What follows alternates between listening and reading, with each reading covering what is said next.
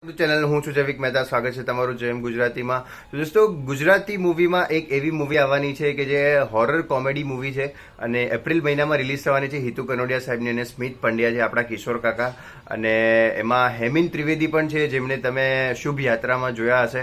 સો હજી સુધી poster release કર્યું છે. મૂવીનું નામ છે ફાટીને, અને આ એક હોરર કોમેડી મૂવી હશે. અને એમની જે ટેગલાઇન છે કે જે નાનપણમાં તમે જે વાર્તાઓ સાંભળી છે ભૂતની, અને એમાંનું એક ભૂત જો તમારી સામે આવી જાય તો આ એક યુનિક કોન્સેપ્ટ છે આપણા ગુજરાતી મૂવી માટે, કેમ કે હોરર કોમેડી મૂવીઝ બહુ ઓછી થઈ છે. એક મૂવી જે હમણાં કૃષ્ણદેવ યાજ્ઞિક લઈ આવ્યા હતા, વશ, એ બહુ સરસ રીતે બનાવી હતી એમને.